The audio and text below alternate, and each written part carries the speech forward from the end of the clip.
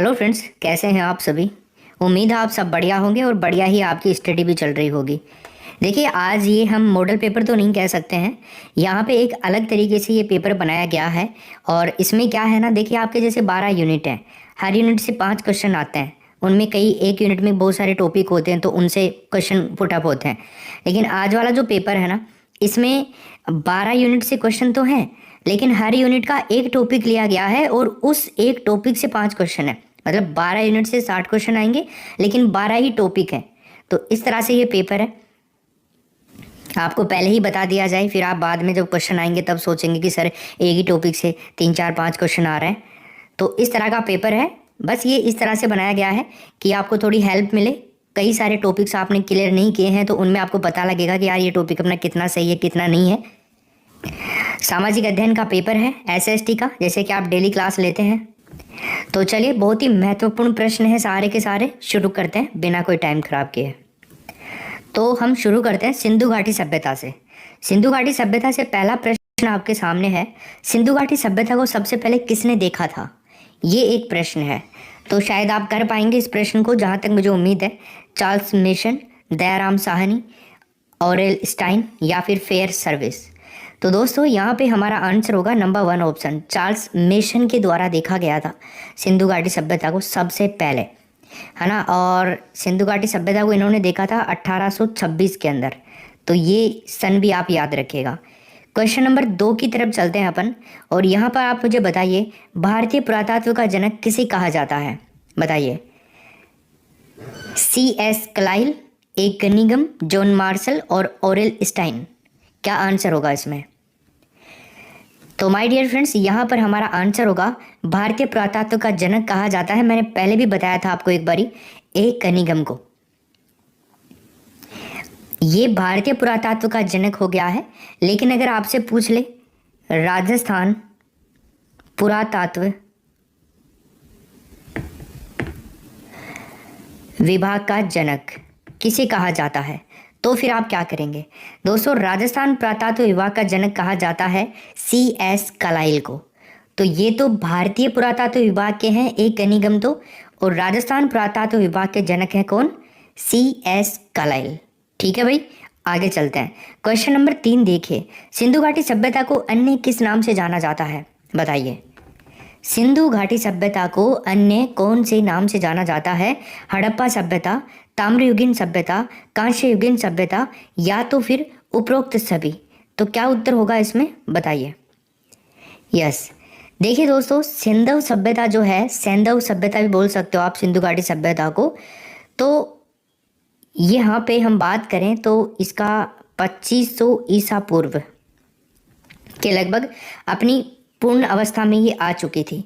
अब सिंधु सभ्यता नगरीय और व्यापारिक व्यवसाय प्रधान सभ्यता भी रही थी। तो हड़प्पा भी, ताम्रयुगीन भी और कांस्ययुगीन सभ्यता, इसमें ना डी ऑप्शन होगा, तीनों ही नामों से ही जानी जाती। अब है दोस्तों अपना अगला क्वेश्चन, चौथा, हड़प्पा सभ्यता का नामकरण किसने किया था? दोस्तों, John Marshall, Dayaram Sahni, Burton या तो फिर उपरोक्त सभी। तो हड़प्पा सभ्यता का जो नामकरण किया गया था ना दोस्तों, वो किया गया था जॉन मार्शल के द्वारा। नंबर 1 होगा 1921 के अंदर। सर जॉन मार्शल पुरातात्विक सर्वेक्षण विभाग के क्या थे? महानिदेशक। ठीक है, चलिए क्वेश्चन नंबर 5 देखिए, इंडिका का लेखक कौन था? पुस्तक तो आप जानते ही हैं, इंडिका नाम तो सुना होगा। अब इसके लेखक के बारे में पूछ रहा है, कौन थे इनके लेखक? जस्टिन, मेगस्थनीज, अल्बरूनी या तो फिर स्ट्रैबो। देखिए दोस्तों, मेगस्थनीज एक यूनानी शासक था, सेल्यूकस का राजदूत हुआ करता था। यूनानी शासक सेल्यूकस था, उसका राजदूत था कौन? मेगस्थनीज। यहाँ पर बी ऑप्शन हमारा राइट आंसर हो जाएगा।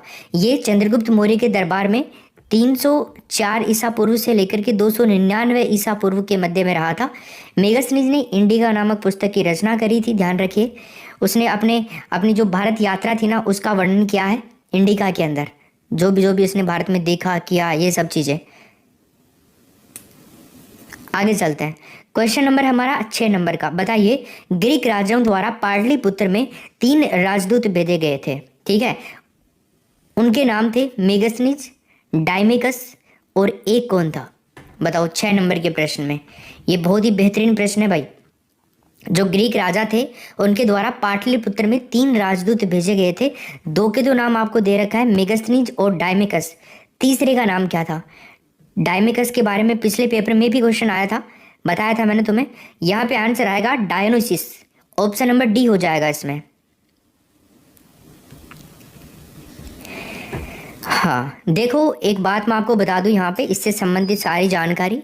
मौर्य शासक बिंदुसार था ना, उसके दरबार में सीरिया के एक शासक थे एंटियोकस प्रथम, जिनको एक नाम से जाना जाता था, सेरेटर के नाम से। इन्होंने अपना एक राजदूत भेजा था डायमेकस करके, डायमेकस। तो ये तो किसने भेजा? सीरिया के जो शासक थे डायमेकस, उनके द्वारा भेजा गया था, ठीक है। फिर एक मिस्र के नरेश थे, मिस्र के राजा। तो मिस्र के राजा ने, उनका नाम था टोलमी फिलाडेल्फिस द्वितीय। उन्होंने अपना राजदूत का जो नाम था वो था डायनोसिस। और मेगस्थनीज यूनानी शासक था, सेल्यूकस का राजदूत था, ठीक है। तो ये चंद्रगुप्त मौर्य के दरबार में आया था। आगे हम बात करते हैं 7वें नंबर के क्वेश्चन की। बताइए, कश्मीर में श्रीनगर किसने बसाया था? हाँ, कश्मीर के अंदर श्रीनगर किसने बसाया था? हर्ष, अशोक, चंद्रगुप्त प्रथम या बिंदुसार? तो दोस्तों यहाँ पे हमारा आंसर होगा बी ऑप्शन, अशोक। मौर्य सम्राट अशोक था, उसने कश्मीर में श्रीनगर और नेपाल के अंदर ललित पाटन नाम का नगर बसाया था। कश्मीर में श्रीनगर और नेपाल में ललित पाटन, दोनों में से कोई भी पूछा जा सकता है, याद रखेगा। 8वें नंबर का क्वेश्चन देखें। बिंदुसार के शासनकाल में अशोक को जिस अंचल का शासन भार दिया गया था उसका नाम बताइए। तक्षशिला, उज्जैनी, काठियावाड़ या फिर ए और बी दोनों? क्या उत्तर होगा इसमें? हाँ, तक्षशिला भी दिया गया था, उज्जैनी भी दिया गया था। इसका मतलब क्या होगा दोस्तों? इसमें डी ऑप्शन हो जाएगा। हाँ देखो, बौद्ध ग्रंथ, एक बौद्ध ग्रंथ है जिसका नाम है दिव्यावदान। दिव्यावदान बौद्ध ग्रंथ के बारे में सुना होगा तुमने, नहीं सुना तो सुन लीजिए। दिव्यावदान के अनुसार क्या है ना, बिंदुसार के टाइम में तक्षशिला के अंदर 2 विद्रोह हुए थे और इन विद्रोह का दमन करने के लिए क्या है ना, अशोक को भेजा गया था, ठीक है, याद रखिएगा। क्वेश्चन नंबर 8 में डी ऑप्शन हो गया। 9 नंबर का क्वेश्चन देखिए, भक्ति परंपरा में किसने कीर्तन प्रचलित किया?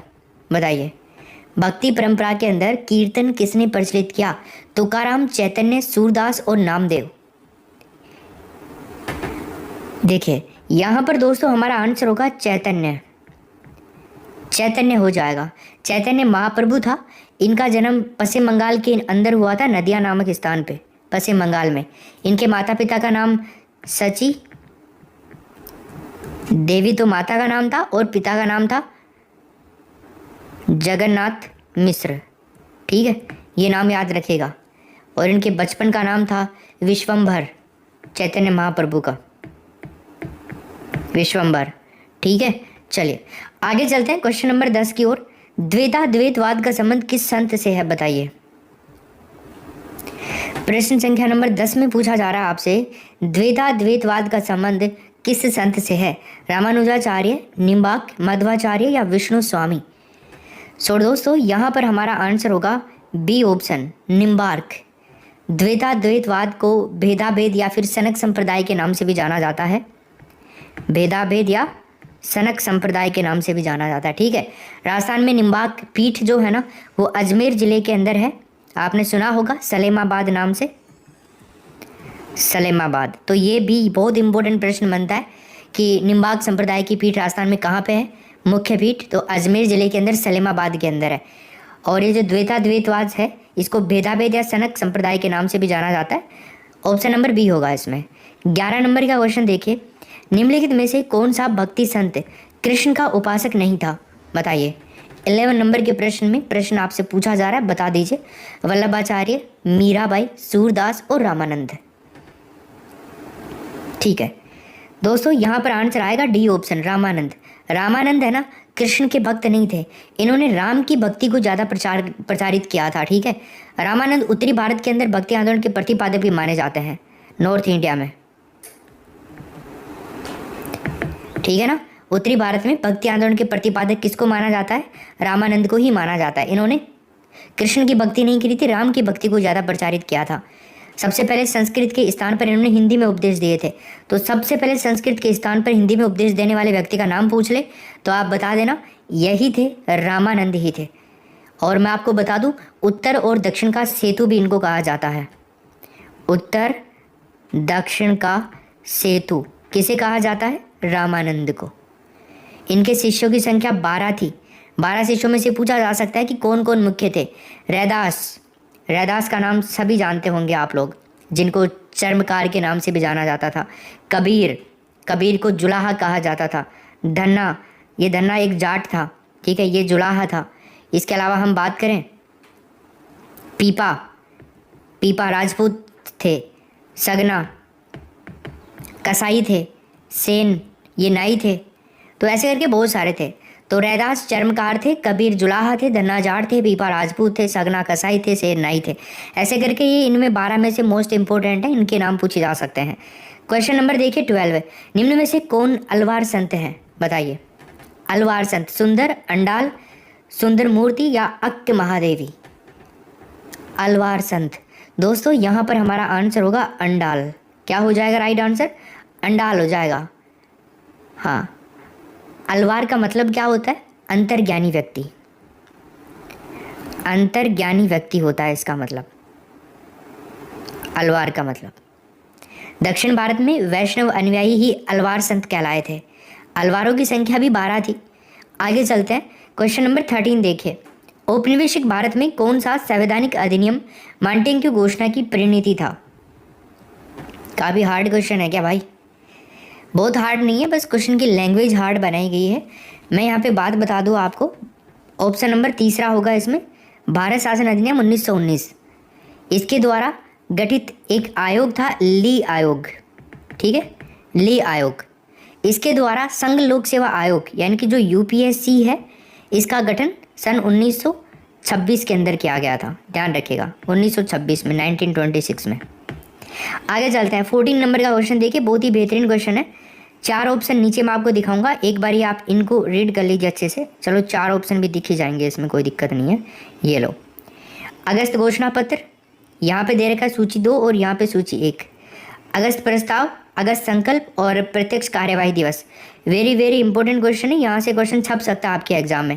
ध्यानपूर्वक याद कर लेना। नहीं आ रहा है कोई बात नहीं है, हम बता रहे हैं आपको, बस एक बार आप कोशिश करके देख लो। आता है तो ठीक है, नहीं कोई बात नहीं, हम करेंगे। बाकी एग्जाम में गलत नहीं होना चाहिए ये प्रश्न आपका। तो देखो, बाकी बात करें अगस्त घोषणा पत्र की, तो यहाँ पे आएगा हमारा लॉर्ड मॉन्टेग्यू के टाइम में आया था। अगर हम बात करें अगस्त प्रस्ताव की, तो इस टाइम में थे लॉर्ड लिनलिथगो।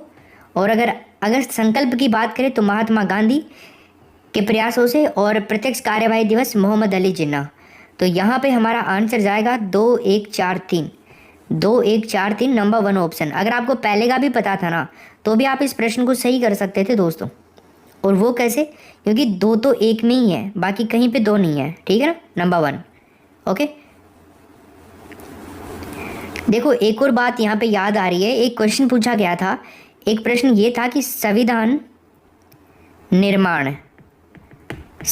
निर्माण की प्रत्यक्ष मांग कब रखी गई थी, कौन से अधिवेशन में रखी गई थी?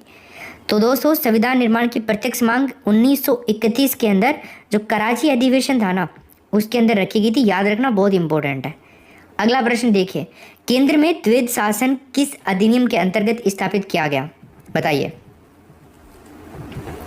भारत सरकार अधिनियम 1919, भारत सरकार अधिनियम 1909, 1919, 1935 और 1947, 1947। तो देखिए यहाँ पर आंसर होगा भारत सरकार अधिनियम 1935, 1935, ठीक है, यस। देखो, भारत सरकार अधिनियम 1919 के तहत प्रांतों में द्वैध शासन प्रारंभ किया गया था, ठीक है। नेक्स्ट क्वेश्चन देखते हैं 16 नंबर का। रेगुलेटिंग एक्ट के अनुसार कलकत्ता में स्थापित उच्चतम न्यायालय का क्षेत्राधिकार बताइए। बंगाल, मद्रास, बंबई या फिर उपरोक्त सभी?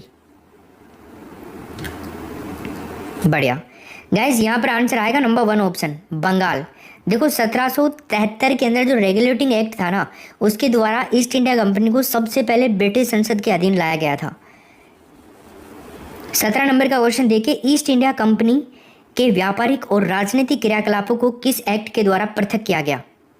रेगुलेटिंग एक्ट, अभी मैंने बोल ही दिया ये तो वैसे, खैर कोई नहीं, ये होगा नहीं, जो बोला है यहाँ पे क्वेश्चन अलग है। व्यापारिक और राजनीतिक क्रियाकलाप की बात कर रहा है ये। मैंने बोला था 1773 के रेगुलेटिंग एक्ट के द्वारा ईस्ट इंडिया कंपनी को सबसे पहले ब्रिटिश संसद के अधीन लाया गया था, वो चीज़ अलग है, वो चीज़ अलग है, ठीक है। यहाँ पे आएगा Pitt's India Act, B option. Pitt's India Act 1784 वाला है ये, 1784। इसमें क्या है ना, भारत में समस्त ब्रिटिश संवैधानिक प्रयोग में जो भी प्रयोग थे उनमें सबसे अल्पकालिक सिद्ध हुआ था ये, बहुत कम समय के लिए, और इसी अधिनियम के द्वारा बोर्ड ऑफ कंट्रोल की स्थापना भी करी गई थी, ठीक है। आगे चलते हैं। भारतीय संसद में शामिल है केवल लोकसभा, केवल राज्यसभा, लोकसभा राज्यसभा, लोकसभा राज्यसभा और राष्ट्रपति। तो बताओ क्या उत्तर होगा? ये तो हालांकि आप सभी लोग सही उत्तर कर ही देंगे। देखो यहाँ पे हमारा राइट आंसर होगा दोस्तों क्या, ऑप्शन नंबर डी, ठीक है। से रे ले, सरल से आप इन तीनों को याद कर सकते हो, बहुत आसान है, सरल से याद कर सकते हो। से मतलब यहाँ पे लेंगे संसद, रे से मतलब लेंगे राज्यसभा, ले से मतलब लेंगे लोकसभा। देखो 3 आर्टिकल याद करवाता हूँ, बहुत ईजी है, 79, 80, 81, बस ये याद हो गया। 79 में संसद के बारे में लिखा हुआ है, संसद के गठन का उल्लेख है। 80 के अंदर राज्यसभा के गठन का उल्लेख है, और 81 के अंदर लोकसभा के बारे में। सिंपल हो गया। आगे चलते हैं। 19 नंबर का क्वेश्चन देखिए, निम्नलिखित में से कौन सा एक प्रावधान भारतीय संविधान के अंतर्गत संसद के सदस्यों के विशेष अधिकारों तथा उन्मुक्तियों को निर्धारित करता है? पेपर हार्ड है भाई, थोड़ा सा हार्ड है आज, बट देखो परिस्थितियों का सामना हमें करना होगा, मुसीबतों को सामने झेलेंगे तभी तो सक्सेस मिलेगी। तो आंसर क्या होगा? 105, बी ऑप्शन। 82 नंबर का जो आर्टिकल है ना, ये प्रत्येक जनगणना के बाद में पुनः समायोजन की बात करता है, तो ये जनगणना से संबंधित है।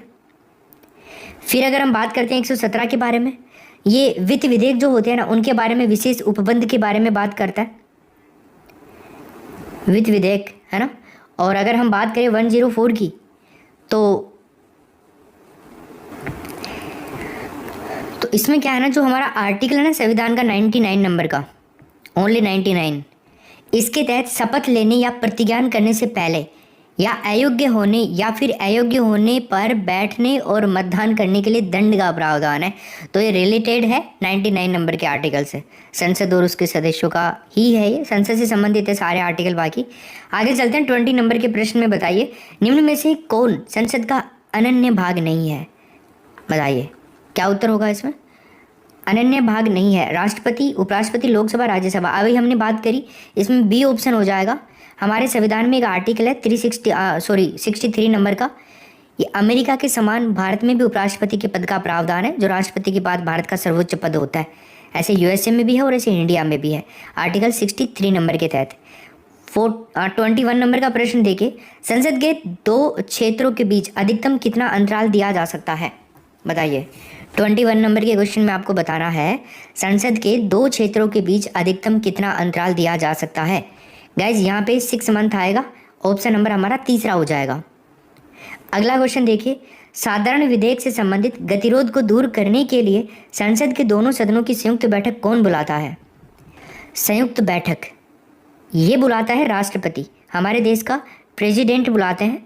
और आपको बता दूं, जब लोकसभा और राज्यसभा के अंदर मतभेद हो, कोई भी बिल है वो पेश नहीं हो रहा है, कोई भी देखो बिल होता है ना, वो कानून तब बनता है जब दोनों सदनों का उसमें पूर्ण बहुमत होता है हासिल, जितना भी डिसाइडेड होता है वो, और फिर लास्ट में राष्ट्रपति के हस्ताक्षर, राष्ट्रपति की सहमति, ठीक है ना, तभी तो राष्ट्रपति संसद का अंग होता है, क्योंकि फाइनल अप्रूवल राष्ट्रपति के द्वारा दिया जाता है, बट उसको देना ही पड़ता है, वो नामात्र से भी आप समझ सकते हो कैसे भी। तो इन दोनों के बीच में गतिरोध उत्पन्न होता है कि भाई नहीं, तो लोकसभा में कोई बिल आया, यहाँ पे पास हो गया, राज्यसभा में गया, राज्यसभा में पास नहीं हुआ, पुनर्विचार के लिए लौटा सकते हैं या फिर खुद भी रख सकते हैं। 6 महीने तक वो पेंडिंग पड़ा रहेगा, कोई कुछ नहीं कहेगा, बट 6 महीने के बाद में प्रधानमंत्री कहेंगे इस बिल के बारे में राष्ट्रपति को, राष्ट्रपति बुलाएंगे ये बैठक, और इस बैठक की जो अध्यक्षता होती है ना, वो लोकसभा के स्पीकर करते हैं, लोकसभा अध्यक्ष, ठीक है। चलो, और फिर लोकसभा के अकॉर्डिंग वो बिल पास भी हो जाता है। वो रेखा जो पृथ्वी को उत्तरी गोलार्ध और दक्षिणी गोलार्ध में विभाजित करती है, क्या नाम है? बहुत आसान सा सवाल है, अरे क्या नाम है, कितनी बार बता चुका मैं आपको इस रेखा के बारे में। भूमध्य रेखा, विषुवत रेखा, 0 डिग्री अक्षांश रेखा, है ना, यही तो है ना वो। तो सबसे बड़ी अक्षांश रेखा भी होती है ये। इस रेखा को वृहवृत्त रेखा भी कहा जाता है दोस्तों। भूमध्य रेखा के अतिरिक्त अन्य अक्षांश रेखाएं लघु वृत्त कहलाती हैं। बाकी ये आपकी वृहवृत्त, वृहवृत्त का मतलब बहुत बड़ी, सबसे बड़ी रेखा। तो यहाँ पर आंसर आएगा विषुवत रेखा, बी ऑप्शन। 24 नंबर का क्वेश्चन देखिए, किस दिन सूर्य भूमध्य रेखा पर लंबवत चमकता है, बताइए। वो कौन सा दिन है जब सूर्य लंबवत चमकता है भूमध्य रेखा के ऊपर, दोनों गोलार्धों के अंदर दिन और रात की अवधि 12-12 घंटे समान रहती है, ठीक है। तो 21 मार्च और 23 सितंबर का दिन भी है, सॉरी सितंबर, ठीक है, 23 सितंबर भूमध्य रेखा पर लंबवत चमकता है। सर्वाधिक सूर्य ताप यहीं पे होता है, फिर सबसे ज़्यादा गर्मी होती है, इसलिए इसको तापे भूमध्य रेखा भी कहा जाता है। 21 मार्च वाला जो विषुव होता है ना, उसको वसंत विषुव कहा जाता है ना। और जो 23 सितंबर वाला होता है ना, उसको कहा जाता है दोस्तों शिशिर विषुव, ठीक है। बसंत और शिशिर दोनों याद रखिएगा। 25 नंबर का क्वेश्चन देखिए, भारत के लगभग मध्य से होकर कौन सा अक्षांश गुजरता है, बताइए। भारत के मध्य की बात कर रहा है अब यहाँ पे, है ना, तो बता दो क्या उत्तर होगा इसमें।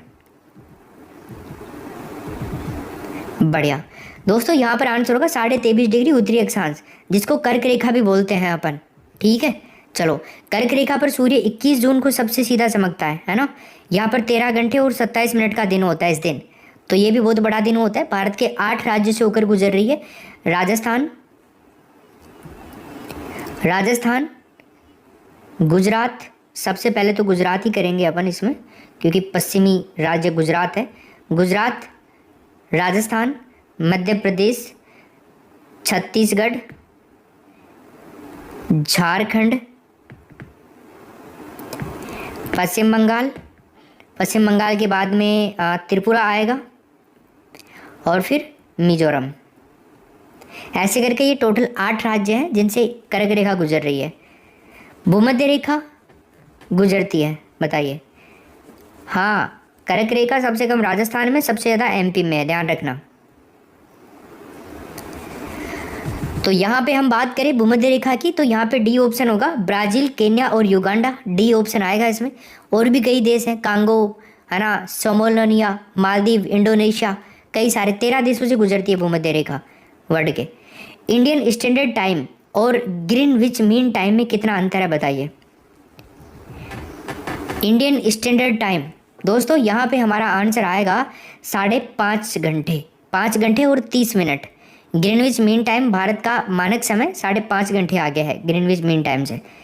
28 देखिए, भारत की तट रेखा की लंबाई बता दो। ये क्वेश्चन आपके एग्जाम में आया हुआ भी है। भारत की तट रेखा की लंबाई कितनी है दोस्तों? देखो, भारतीय तट रेखा का मतलब होता है जलीय रेखा, ठीक है। जो हमारा स्थल भाग है, जल से लग रहा है, समुद्र से लग रहा है, वो वाला भाग की बात करी जा रही है यहाँ पे। तो ये है टोटल 6100 किलोमीटर, नंबर 1 ऑप्शन होगा। जबकि अगर हम कुल द्वीपों सहित बात करें ना, द्वीपों सहित अगर बात करी जाए इस भाग की लंबाई, तो वो है 7516.5, या फिर आप कर सकते हो 7516.6 किलोमीटर, कुछ भी मिल सकता है आपको। तो ये द्वीपों सहित है, और ये विदाउट द्वीपों सहित है, बिना द्वीपों सहित। आगे चलते हैं 29 में। देखें, भारत के कितने राज्य समुद्र के किनारे पर स्थित हैं, बता दीजिए। यस गाइस, भारत के कितने राज्य समुद्र के किनारे हैं? 9 राज्य हैं। और कौन कौन से हैं? गुजरात, महाराष्ट्र, गोवा, कर्नाटक, केरल, तमिलनाडु, आंध्र प्रदेश, पश्चिम बंगाल और उड़ीसा, ठीक है। ये टोटल 8 हैं, याद रखिएगा इनको। 5 इधर हैं, 4 इधर हैं, पश्चिम तट पर और पूर्वी तट। 29 हो गया। 30 देखिए, भारत में सबसे लंबी तटरेखा वाला राज्य बताइए। देखो, यहाँ पे मैंने आपको पहले ही बता दिया है, यूनिट टोटल 12 यूनिट है, ठीक है। और 12 यूनिट में 12 टॉपिक से, हर यूनिट का एक टॉपिक, उस एक टॉपिक से 5 प्रश्न लिए गए हैं। तो ऐसे टोटल 60 क्वेश्चन है आपके 12 यूनिट से। ये जो अभी 1 से 60 तक जो क्वेश्चन चल रहे हैं, ये पूरी तरह से मॉडल पेपर नहीं है जो एग्जाम में आएगा उस तरह का। यहाँ पे एक टॉपिक से 5 प्रश्न है, हर यूनिट के एक टॉपिक से 5 प्रश्न है। तो यहाँ से आपको ये पता लगेगा कि आपके टॉपिक कितने क्लियर है, शॉर्ट एंड स्वीट में। तो भारत में सबसे लंबी तटरेखा वाला राज्य अगर आपसे पूछा जाए तो गुजरात कर दीजिएगा, और अगर सबसे कम पूछ लेना तो आप कर देना भाई गोवा। ठीक है, ये लगभग 1200 किलोमीटर के आसपास है। आगे चलते हैं 1331 का। देखिए राज्य की कुल स्थलीय सीमा की लंबाई बता दीजिए आप। राज्य की पूछ रहा है, इसका मतलब राजस्थान की बात कर रहा है ये। ओके, तो बताइए इसमें क्या आंसर होगा फटाफट से। बढ़िया, देखो यहाँ पर दोस्तों हमारा आंसर होगा 5920। ठीक है, राजस्थान की कुल स्थलीय सीमा। देखो एक तो राजस्थान में अंतर्राष्ट्रीय भी है, अंतर्राष्ट्रीय सीमा भी है और अंतर्राज्य सीमा भी है। ठीक है, अंतर्राज्यीय सीमा भी है और अंतर्राष्ट्रीय भी। अंतर्राष्ट्रीय 1070 है, अंतर्राज्य जो सीमा है ना वो 4850 किलोमीटर की है। दोनों का हम जोड़ेंगे 5920 आएगा। टोटली तो पूछ रहा है ना स्थलीय सीमा, ऐसे करके याद रखेगा। ये राजस्थान जो है वो 5 भारत के राज्यों के साथ में सीमा बनाता है, पंजाब, हरियाणा, उत्तर प्रदेश, मध्य प्रदेश और गुजरात। और ये अंतर्राष्ट्रीय सीमा पाकिस्तान के साथ में, पाकिस्तान के 9 जिले और 2 राज्य सीमा बनाते हैं इसके साथ में, राजस्थान के साथ में। तो यहाँ पे बी ऑप्शन हो जाएगा। 32 देखिए, राजस्थान की अंतर्राष्ट्रीय सीमा पर 4 जिले हैं, जैसलमेर, बाड़मेर, बीकानेर, गंगानगर। इनमें से सर्वाधिक सीमा किस जिले की लगती है बताइए। देखो अब यहाँ पर अगर हम बात करें, बाड़मेर की लगती है 228 किलोमीटर की, जैसलमेर की 464 किलोमीटर की, बीकानेर की 168 किलोमीटर और गंगानगर की 210 किलोमीटर की। सबसे कम तो बीकानेर की लगती है, सबसे ज़्यादा जैसलमेर की लगती है। हमारा आंसर क्या होगा, सबसे ज़्यादा पूछ रहा है तो जैसलमेर राइट आंसर हो जाएगा, इसमें बी ऑप्शन। ठीक है, आगे चलते हैं। क्वेश्चन नंबर 33 देखिए, क्षेत्रफल की दृष्टि से राज्य का सबसे बड़ा जिला बता दो आप। कौन सा है सबसे बड़ा जिला राज्य का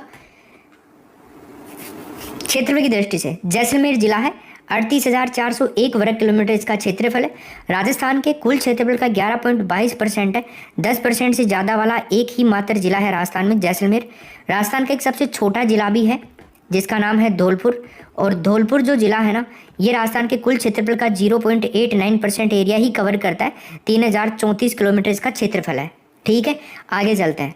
क्वेश्चन नंबर 34 देखिए, जिस राज्य के साथ में राजस्थान की सबसे छोटी अंतर्राज्यीय सीमा लगती है उसके बारे में बताइए, सबसे छोटी। यस, देखिए गुजरात के साथ में 1022 किलोमीटर की सीमा लगती है, मध्य प्रदेश के साथ में 1600 किलोमीटर की सीमा लगती है, हरियाणा के साथ में 1262 किलोमीटर की सीमा लगती है, पंजाब के साथ में 89 किलोमीटर की सीमा लगती है और यूपी बच गया, यूपी के साथ में 877 किलोमीटर की सीमा लगती है। ये याद कर सकते हो। सबसे ज़्यादा एमपी के साथ में लगती है, सबसे कम पंजाब के साथ में लगती है। ठीक है, चलिए सीमा आपको बताई दी मैंने। टोटल 4850 किलोमीटर सीमा, अंतर्राज्य सीमा के 5 जिले यही हैं, वो 5 राज्य जो मैंने आपको लिख दिए हैं यहाँ पे। 35 देखिए, राज्य के जिस जिले की सीमा अंतर्राज्य और अंतर्राष्ट्रीय दोनों लगती है ना उनके बारे में बताइए। देखिए राजस्थान के अंदर अंतर्राज्य और अंतर्राष्ट्रीय सीमा बनाने वाले 2 जिले हैं। 2 जिले कौन कौन से? एक तो है दोस्तों गंगानगर और एक है बाड़मेर। दोनों के दोनों पाकिस्तान के साथ में तो सीमा लगाते ही लगाते हैं। गंगानगर पंजाब के साथ में अंतर्राज्यीय सीमा लगाता है और बाड़मेर गुजरात के साथ में 5 किलोमीटर की अंतर्राज्यीय सीमा लगाता है। ठीक है, चलिए ऐसे हो गया, तो यहाँ पे राइट आंसर गंगानगर आएगा। बाड़मेर इसमें दे नहीं रखा है, नहीं तो गलत हो जाता। गंगानगर बाड़मेर देता तो तीसरा ऑप्शन उपरोक्त दोनों आता फिर यहाँ पे। क्लियर है सभी का? चलो आगे चलते हैं। 36 नंबर का क्वेश्चन देखिए, कालीबंगा का शाब्दिक अर्थ क्या होता है? ये प्रश्न आप शायद सभी कर पाएंगे। काला पत्थर, जुता हुआ खेत, काली चूड़ियाँ या उपरोक्त सभी। गाइस कालीबंगा का जो शाब्दिक अर्थ होता है ना वो होता है काली चूड़ियाँ। तीसरा ऑप्शन राइट आंसर होगा इसमें। ठीक है, हाँ देखो राज्य सरकार द्वारा कालीबंगा से जो प्राप्त पुरावशेष है ना उनके संरक्षण के लिए वहाँ पर एक संग्रहालय की स्थापना कर रखी है। 37 देखिए, कालीबंगा की स्थापना किस नदी के किनारे फैली हुई है? सभ्यता यार, कालीबंगा की जो सभ्यता है कौन सी नदी के किनारे फैली है? माही, सरस्वती, बेड़च और आयड़। सरस्वती नदी है। सिंपल आप आंसर कर पा रहे हैं बी ऑप्शन, या तो फिर आप इसको गग्गर नदी भी बोल सकते हो क्योंकि गग्गर नदी भी सरस्वती नदी का ही अवशेष है।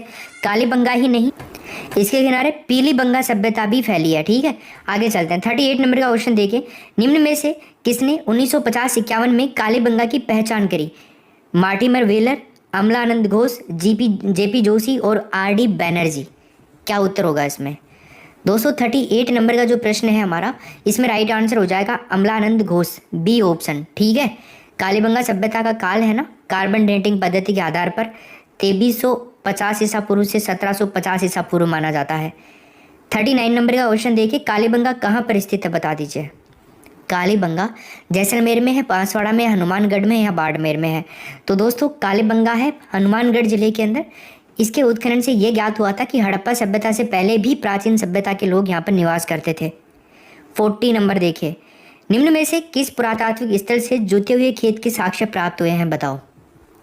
धोलावीरा, कालीबंगा, लोथल और रंगपुर, क्या आंसर होगा? सो फ्रेंड्स, यहाँ पर हमारा आंसर होगा कालीबंगा, बी ऑप्शन। कालीबंगा का जो परकोटा है ना, उसके बाहर एक धूरे जुते हुए खेत के प्राचीनतम प्रमाण मिले हैं।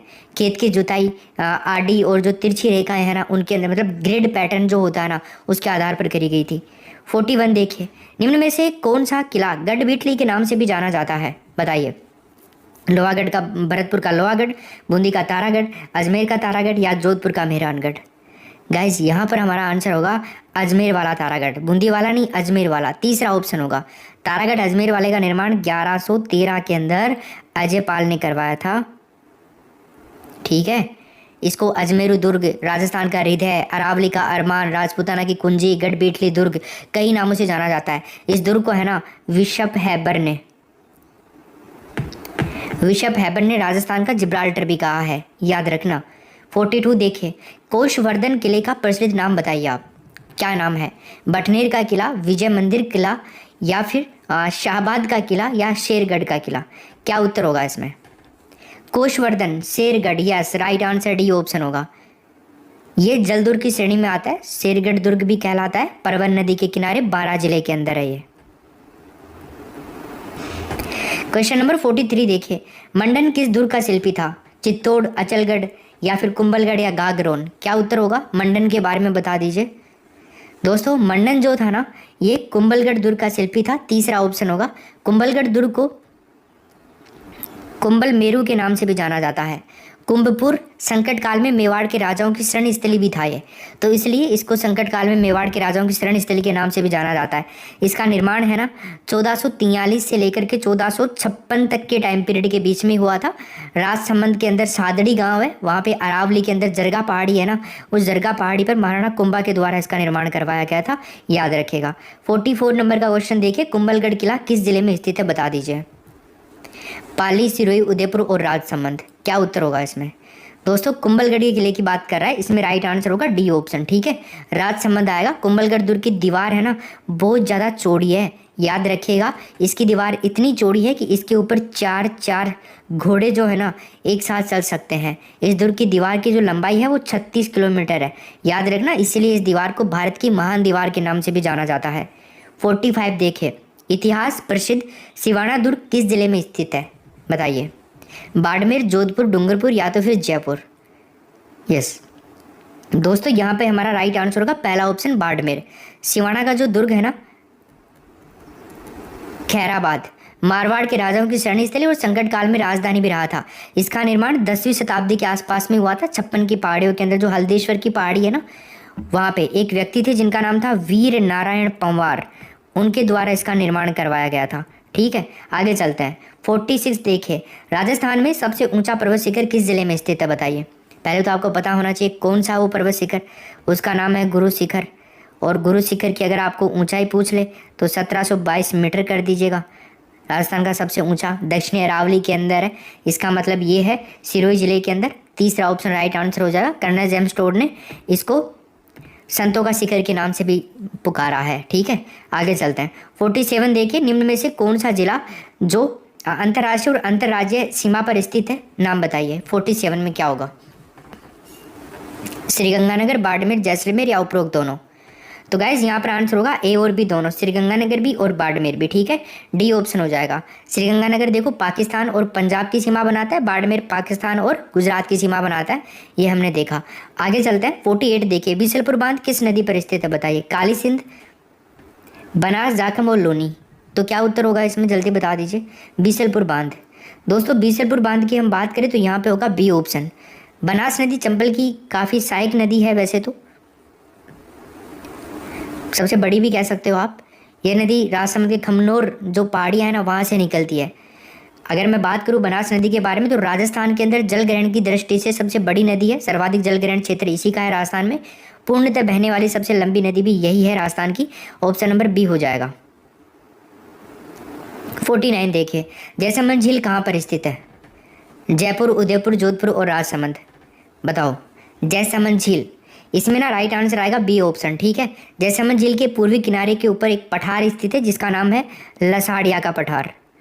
आज के पेपर में पॉलिटी वाले, संविधान वाले क्वेश्चन ही हार्ड थे, बाकी तो आपके लिए बेहतरीन पेपर है ही, ये पूरा ही है बेहतरीन। मतलब एक पेपर के अंदर 10-15 क्वेश्चन तो हार्ड आते ही हैं, बनाए ही जाते हैं, जो आप में से शायद किसी को भी ना आए 100 में से, बट यहाँ पे 60 हैं, तो 60 में से 5 क्वेश्चन तो ऐसे होने चाहिए। निम्न में से किस बावड़ी को बावड़ियों का सिरमौर कहा जाता है, बताओ। बावड़ियों का सिरमौर बताया था मैंने, याद आया तुम्हें कुछ? बावड़ियों का सिरमौर, रानी जी की बावड़ी, आया ना, बताया था ना कि रानी है तो सिरमौर कहलाएगी। तो रानी जी की बावड़ी का निर्माण है ना, अनिरुद्ध की एक विधवा रानी थी जिसका नाम था क्या, नाथावत, उसने करवाया था। अगला क्वेश्चन देखिए 51। सामाजिक अध्ययन के अंतर्गत वे विषय आते हैं जिनका संबंध मानव समाज के संगठन तथा विकास है। ये परिभाषा किसके द्वारा दी गई? ये प्रश्न भी तुम्हें मैंने पूछा था। इसका राइट आंसर होगा पहला ऑप्शन, हाँ, यूएसए सामाजिक अध्ययन परिषद के द्वारा। चलिए अगला क्वेश्चन देखिए 51 हो गया। 52 देखो, national association for the promotion of social sciences की स्थापना कब की गई? बढ़िया, 1857 के अंदर करी गई थी, ऑप्शन नंबर बी होगा इसमें। 53 देखिए, सामाजिक अध्ययन शब्द का प्रयोग सबसे पहले कहाँ पर हुआ था? सामाजिक अध्ययन शब्द का प्रयोग सबसे पहले अमेरिका के अंदर हुआ था दोस्तों, डी ऑप्शन होगा, ठीक है। 1892 के अंदर, 1892 में सबसे ज़्यादा सामाजिक अध्ययन शब्द का प्रयोग एक कॉन्फ्रेंस हुआ था, मेडिसिन विस्कॉन्सिन कॉन्फ्रेंस अमेरिका के अंदर, उसमें किया गया था। 54 नंबर का क्वेश्चन देखिए, कमेटी ऑफ 10 द्वारा सामाजिक अध्ययन में कौन सा विषय जोड़ा गया? अर्थशास्त्र, राजनीतिक शास्त्र, समाज शास्त्र या इतिहास? कमेटी ऑफ 10 गाइस, इसमें आंसर आएगा समाज शास्त्र, तीसरा ऑप्शन। ये भी अमेरिका के अंदर ही था, तो अमेरिका द्वारा उन विषयों का नाम दिया गया था जिसमें इतिहास, राजनीति शास्त्र, अर्थशास्त्र शामिल है। आगे चलते हैं, क्वेश्चन नंबर 55 देखिए, सामाजिक अध्ययन विषय को मान्यता प्रदान करने के साथ ही इसे एक स्वतंत्र विषय के रूप में स्वीकार करने का सुझाव किसके द्वारा दिया गया था, बताओ। क्या होगा इसमें right answer? 1916, option number B हो जाएगा इसमें, ठीक है। हाँ, आगे चलते हैं, क्वेश्चन नंबर 56 देखिए, सचमैन का परीक्षा मॉडल बता दीजिए। निगमनात्मक, आगमनात्मक, या फिर ए और बी दोनों, या इनमें से कोई भी नहीं? तो क्या आंसर होगा दोस्तों इसमें? इसमें आंसर होगा आगमनात्मक, बी ऑप्शन हो जाएगा। अगला क्वेश्चन देखिए 57 नंबर का, परीक्षा पद्धति का पहला चरण कौन सा है, बताओ। परीक्षा पद्धति का पहला चरण, यस, देखो, परीक्षा पद्धति का पहला चरण होता है समस्या की पहचान और चयन करना। दूसरा चरण होता है समस्या संबंधी प्रयोग करना, ठीक है। तीसरा चरण होता है छात्रों और शिक्षक द्वारा समस्या समाधान के प्रयास करना, ठीक है। और चौथा चरण होता है पूछताछ प्रक्रिया का विश्लेषण करना। सॉरी, ये नहीं होता, चौथा नहीं होता, ये पांचवा होता है, पूछताछ प्रक्रिया का विश्लेषण। चौथा तो सूचनाओं को संगठन करना और परिणामों की प्राप्ति करना होता है, ठीक है। आगे चलते हैं, 57 हो गया। 58 नंबर का क्वेश्चन देखिए, परीक्षा प्रशिक्षण प्रतिमान का प्रतिपादन किसके द्वारा किया गया था? 58 में बता दीजिए। हाँ, रिचर्ड सचमैन, नंबर 1 ऑप्शन हो जाएगा, बिल्कुल सही है। 59 देखिए, परीक्षा प्रशिक्षण प्रतिमान का प्रारंभ कब से माना जाता है, बताओ। 1967, 1962, 1969, 1961? तो दोस्तों यहाँ पे आंसर आएगा 1962, ऑप्शन नंबर बी होगा हमारा। देखो, परीक्षा प्रशिक्षण प्रतिमान की जो प्रक्रिया है ना, व्यक्ति में जिज्ञासा की प्रवृत्ति को बढ़ाती है, जिससे व्यक्ति नवीन ज्ञान की खोज करता है और खोज पूछताछ के माध्यम से भी होती है। 60 नंबर का क्वेश्चन देखिए, प्रारंभ में परीक्षा प्रतिमान, प्रशिक्षण प्रतिमान या परीक्षा पद्धति का प्रयोग किस विषय के अध्ययन के लिए किया गया था? राजनीतिक विज्ञान, सामाजिक विज्ञान, भौतिक विज्ञान या नागरिक शास्त्र? तो क्या उत्तर होगा बताओ इसमें? आंसर आएगा भौतिक विज्ञान, तीसरा ऑप्शन। भी बहुत बेहतरीन तरीके से आप यहाँ पे पढ़ सकते हो, जो सेकंड ग्रेड में भी काम आएगी, रेट में भी काम आएगी, फर्स्ट ग्रेड में भी काम आएगी। ओके, चलिए, और ये अगर आप पढ़ लेते हैं 2 PDF, तो आपका बाल विकास का तो काम वैसे भी ख़त्म हो ही जाएगा। ये आपका बेहतरीन जो पेपर था, हर यूनिट से, हर टॉपिक, एक टॉपिक से 5-5 प्रश्न मैंने आपसे पूछे हैं यहाँ पे, कर सकते हो, ठीक है। थैंक यू, मिलते हैं नेक्स्ट क्लास में, टेक केयर, बाय बाय।